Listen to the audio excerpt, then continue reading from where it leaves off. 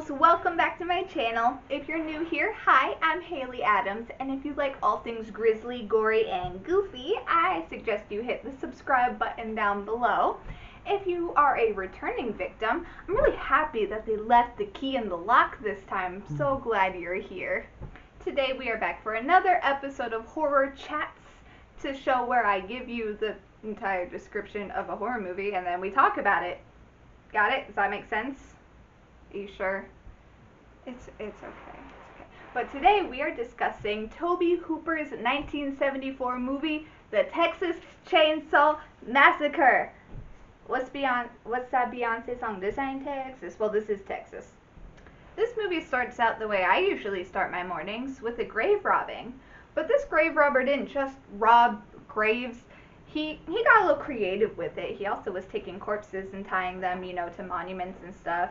He wanted to be creative. Nobody ever likes when anybody in a horror movie has hobbies. Like, God forbid, he wanted to make a little sculpture. But anyway, that is how the movie starts off to a lovely, lovely beginning.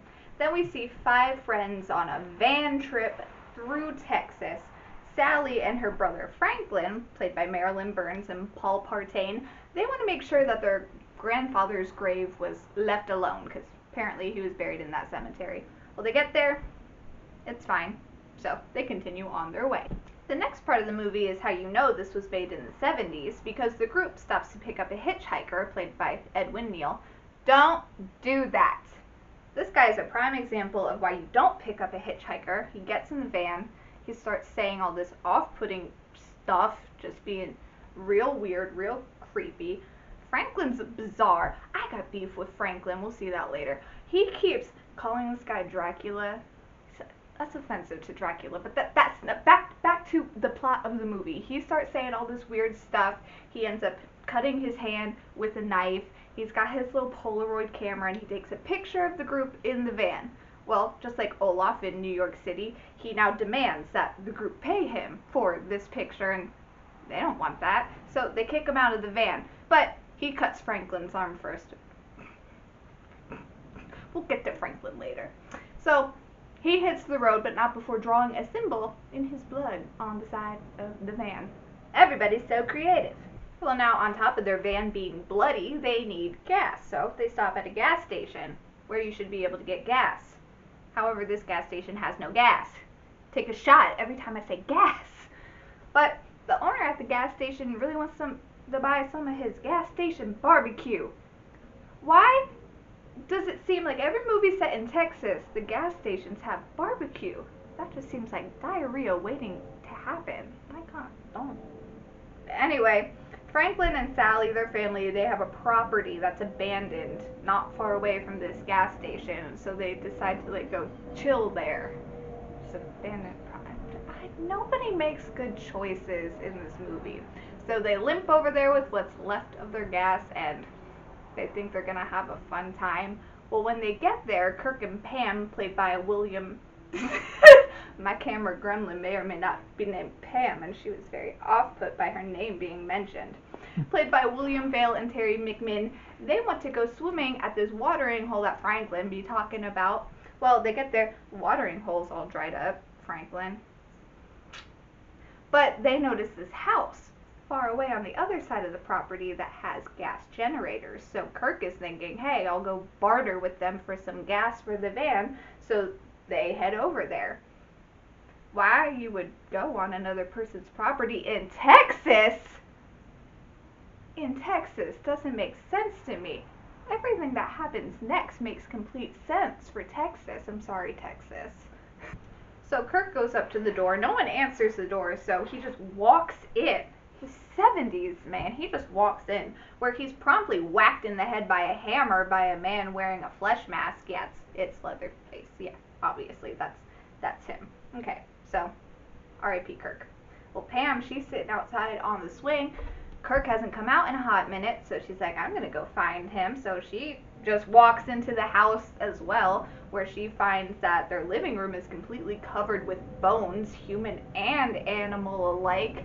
The furniture is made out of human remains. There's chicken feathers everywhere, so naturally she freaks out, but When she escapes, that iconic scene where Leatherface grabs her, drags her back into the house, hangs her on a meat hook. Yeah, not how I want to spend my Friday night, but to each their own.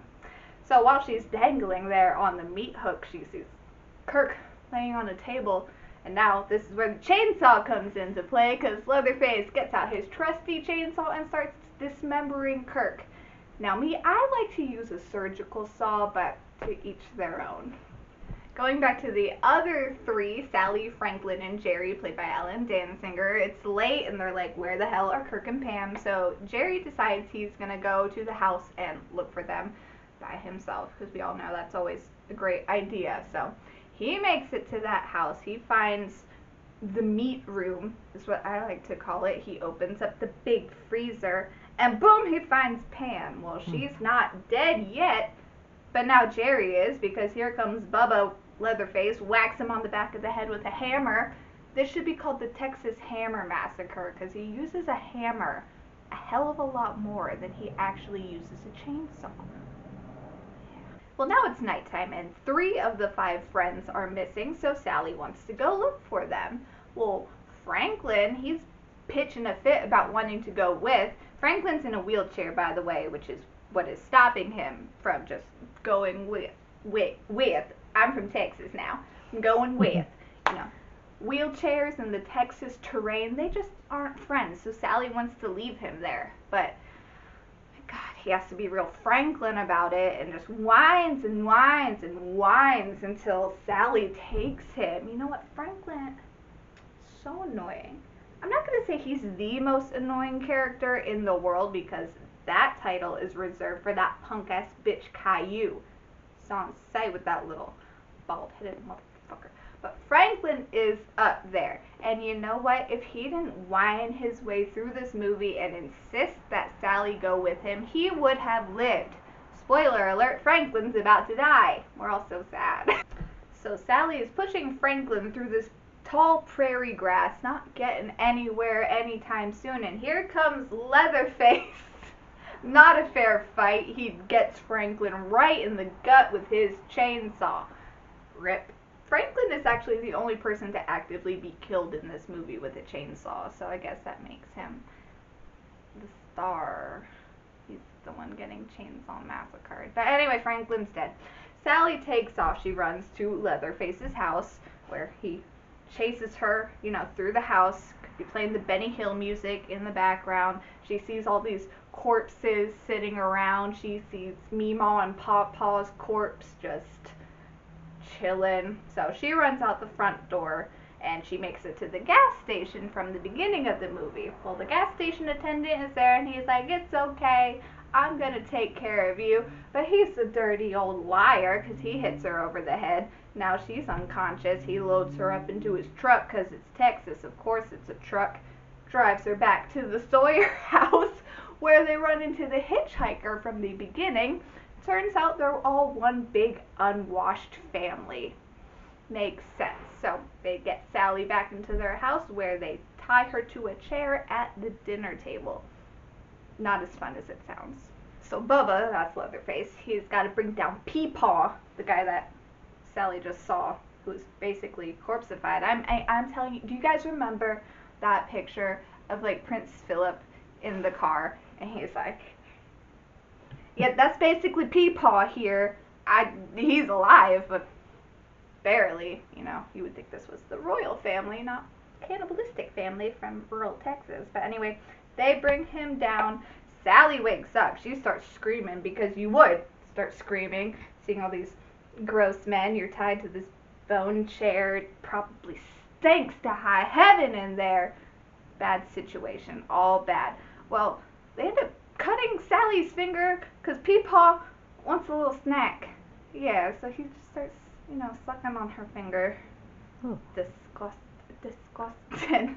And then, infighting between the family, because it seems like nobody likes each other, because how are you happy when this is your life? But they end up coming to the conclusion that, yeah, they want to kill Sally, but they want Gramps to do it. They want Peepaw to do it. They want to kill her with a hammer. Again, with the hammers. So, the Peepaw's corpse, right? Scene is so funny. It's not supposed to be funny, but it's hilarious because here's this old guy. He can't even lift this hammer. And he keeps dropping it. And he keeps dropping it. And because he keeps dropping it, Sally gets away. It's really funny. And you know, when they did that exact scene in the sequel, I was like, major deja vu. I feel like I've seen this before, but I know I haven't seen this. It's because they did the exact same thing. But it's funny each time. So Sally runs out of the house, and the hitchhiker and Leatherface, they take off after her, and she makes it to the road, but so does the hitchhiker. But he gets hit by a semi-truck. Haha. So the semi-truck driver, he stops and he jumps out and he's like, holy shit, what the hell's going on here? So he takes a wrench and just hits Leatherface in the head with it. So Leatherface falls down, but then this truck driver just dips. He leaves Sally, he leaves his truck, he's out of there. But you know, it's Texas, so here comes a pickup truck. Sally flags it down. She narrowly gets into the bed of it. They're driving away. She is covered in blood. She's laughing hysterically because she lived, and now she's deeply, deeply traumatized. In the last scene, we see Leatherface basically throwing a fit in the road, just swinging his chainsaw around. You guys know exactly what I'm talking about. And the end. So let's talk about it. You know, for all intents and purposes, the Texas Chainsaw Massacre was an indie film. I know when you think of indie films, you think of, like, I don't know, someone who looks like a Zooey Deschanel ripoff, just like reading a book upside down. I don't know. But this was an indie film. The budget was only $60,000. That was it. Tobe Hooper and his, you know, writing partner, directing partner, Kim Henkel, they basically had to form their own production company to get this movie made. Hooper at the time was an assistant film director at the University of Texas at Austin, and he was just kind of making documentaries and wanted to do his own thing. So he went to his friend, who is named Bill Parsley. Yes, parsley, like the herb. Yeah. Who had a company called MAB. I don't know. He put up the 60 G's for the movie, which in return meant he would own a stake of the movie. And this is going to be a common theme throughout the production here, because of course they needed more money, so they would go to all these different places, get more money, but then in return give away, you know, a share of the film. So they just kept going to people, a lot of Shark Tank sounding nonsense that frankly I don't understand at all. But at the end of the day, once the film was finished, because they had given away so much of the movie, what was left to be divided between the cast and crew of 20 people, money-wise, was $8,100. Which means if everybody got the exact same share, which they did not, but if everybody did, $405, which when you hear about how filming went, that is not fair compensation at all. So that went for everyone except for John Larroquette, who did the narration. You hear at the beginning of the movie, he got paid in weed, which I think he probably got a better deal. He just had to record something, got some of that good kush, and then was on his way and didn't have to be in the Texas heat. However, once the film was released, it managed to gross over $30 million in the US and Canada and did $14 million in rentals, and was actually the 12th highest grossing film of 1974. So they ended up doing well for themselves despite all the issues. But let's talk about that theatrical release. Can you guys believe that Tobe Hooper wanted a PG rating for this movie? PG! I get that it was the 1970s, and you know, Beetlejuice is rated PG, and he says fuck, but not the same at all. Tobe Hooper was like, well, you don't see any gore. I was like, but my guy, it's called the Texas Chainsaw Massacre. So obviously the MPAA was like, what are you smoking? No. And they initially gave it an X rating. That was back before that was just a rating for porn. That was just kind of used for anything people couldn't handle back in the day. So then he cut 30 minutes off the film and they settled on an R rating, which, if this was made today, it would definitely be a PG-13 movie, but I get it. Now, as for worldwide release, it was not well accepted. There was one theater in Canada who the police showed up and they said, if you screen this movie, we're slapping you with a morality charge. What the hell is a morality charge? What does that even mean? They were like, you want to look at that man with a chainsaw? You heathens, right to jail with you. No, no. Okay, Canada. Didn't know you guys were prudes like that. Then over in England, after the film had been released for a year, the British Censorship Board decided to ban the movie. You want to know why? It was against their code to have the word chainsaw in a title. Considering that this is the first movie to put the chainsaw as a weapon on the map, makes no sense. I think somebody over there in England got their heart broken by a chainsaw salesperson and was like, no, fuck that, no. Weird. It gets weirder. Now here are all the countries where Texas Chainsaw Massacre was banned. Okay. Brazil, Chile, Finland, France, Iceland, Ireland, Norway, Singapore, Sweden, and West Germany. Not East Germany, West. Pussies. Critical reception was mixed. Some critics saw this movie for what it was, which was a cultural reset for the horror genre. Other critics saw it as a total abomination. People were very off-put by the fact that this movie mainly takes place in the daylight. They couldn't handle seeing such grisly scenes with the sun out. I mean, you're not immune to murder just because the sun is out. They're not vampires. Anyway.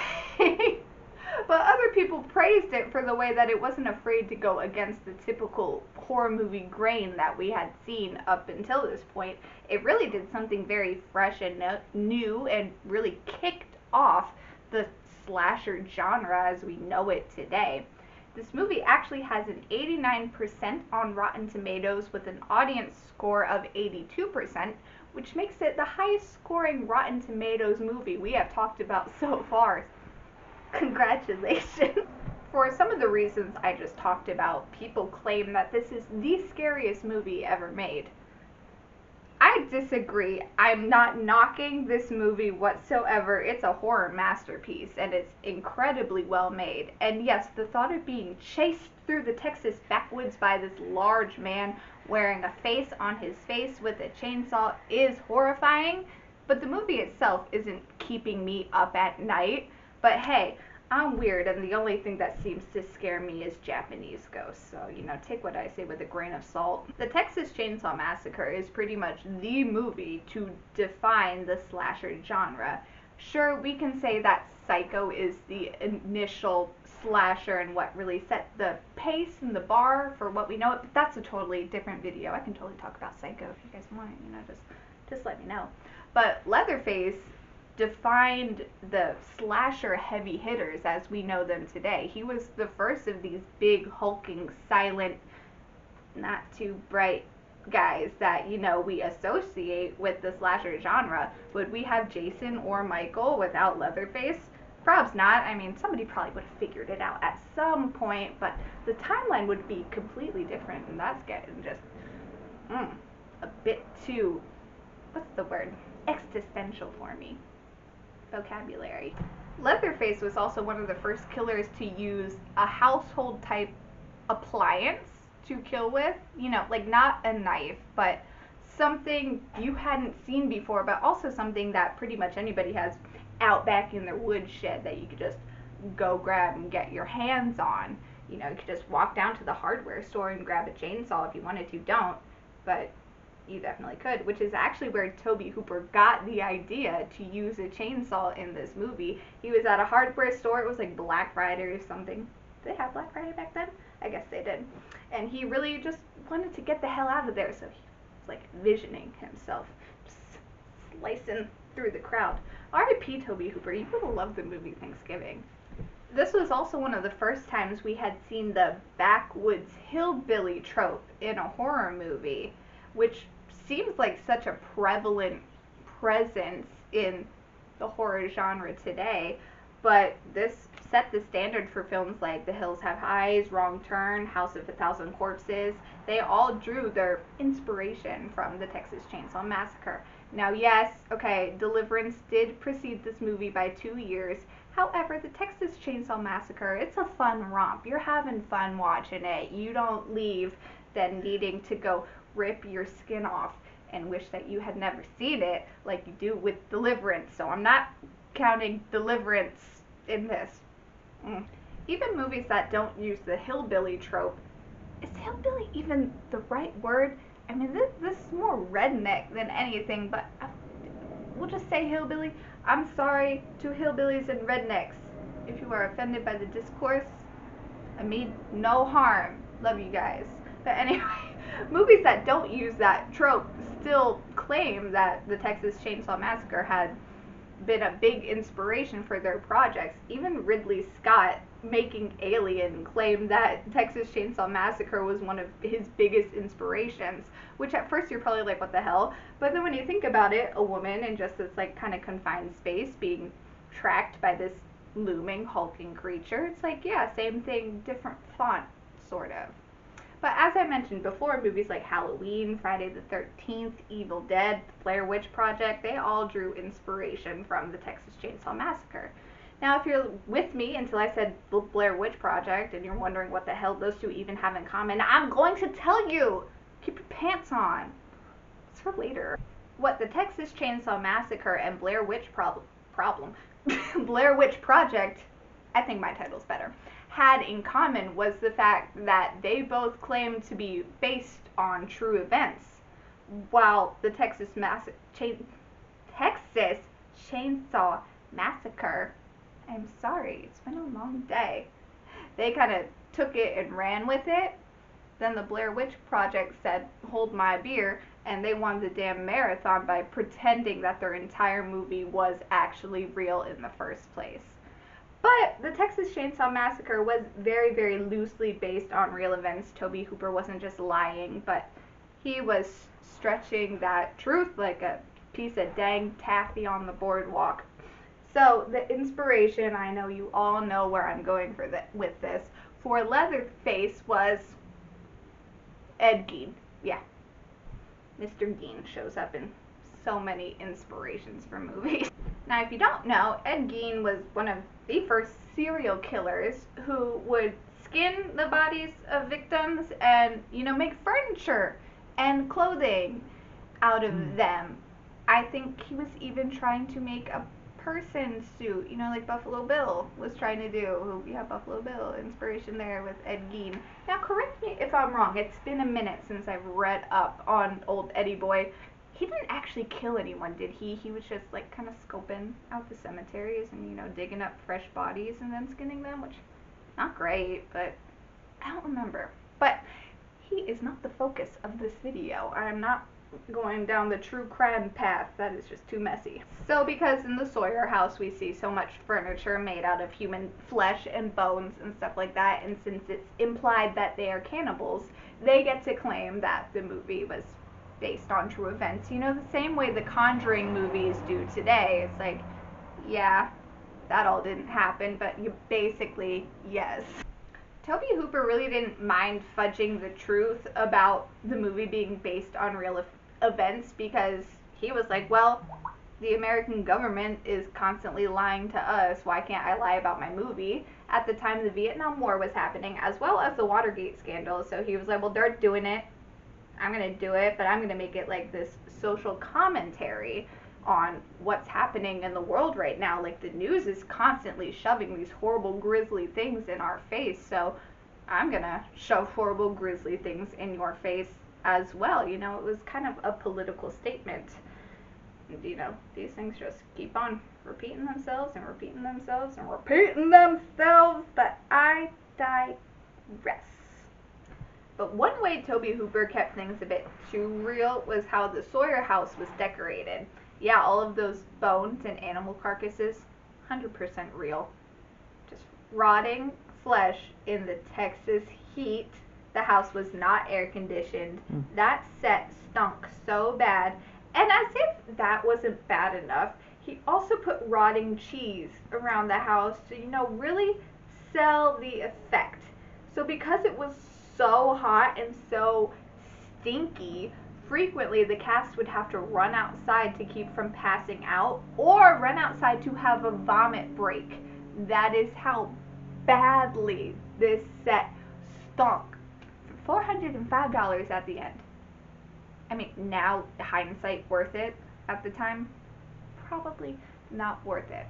Not only that, the cast clothes were disgusting. They pretty much never changed. There really was no wardrobe department. They had what they had. So they're just sweating it up in the Texas heat for all these days.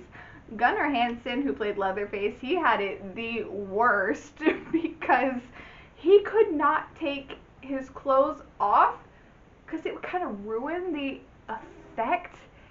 So he was in these heavy wool clothes. It was like August. And he had that mask on his face that he was just drenched in sweat behind. He said nobody wanted to sit with him on lunch breaks because he smelled so bad. Another example of things being a bit too real was the dinner scene where Sally was tied to the table. So the knife that was supposed to cut her finger and then spurt fake blood, it was malfunctioning. It was not working. So they did so many takes. So Gunnar Hansen got fed up. He's lucky this was the 70s because he never would have worked again. He actually cut her finger. She actually bled. You know what came next, right? Here comes Peepaw suckling on that. Real blood. Dude didn't know. She didn't realize what was going on because it was such just chaos all the time.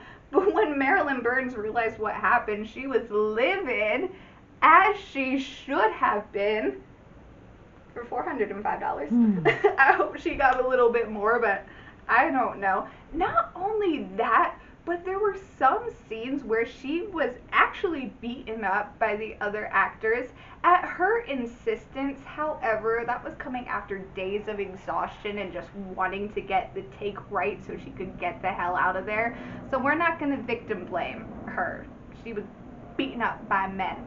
The poor thing at one point actually began to wonder if she was in a snuff film. That is how realistic and messed up just everything got, because towards the end of shooting it was just her with all these creepy guys and she was like, oh god, what am I actually here for? So yeah, it's safe to say that Mr. Hooper took things just a wee bit too far. He even said, oh, by the end of filming I think everybody hated me. Yeah, I'm sure they did, bud. I'm sure they did. But what we got in the end was this fantastic, gritty, realistic horror film that, even though the gore was very minimal, it shocked and terrified people and is iconic to this day. You'll be hard-pressed to find a list of most iconic horror films of all times that does not have the Texas Chainsaw Massacre on there at some point. And like I said earlier, slashers just would not be what they are today without Leatherface kind of paving that gravelly road for them. Tobe Hooper took a chance with this hellish, awful, sweaty, cheap movie, and it ended up paying off for him. While being the first to do something doesn't always make you the best or mean that you'll stand up to the test of time. I'm looking at you, Blair Witch Project.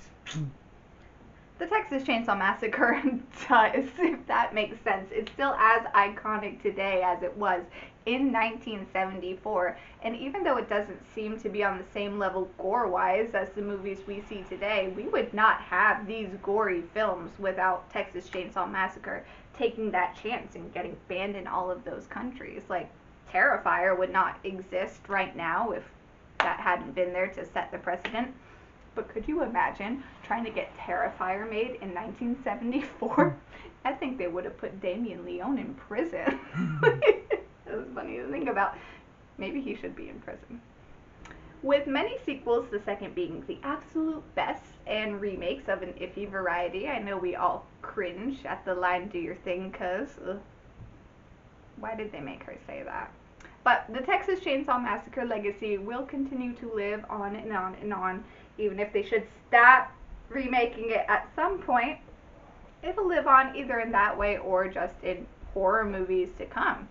I love this movie, and I think it's a necessary watch for anyone wanting to get into the horror genre. It is like the slasher daddy, and all the other slashers are like its little babies. How cute is that? Also, thank God they didn't end up naming this movie Head Cheese. Head cheese.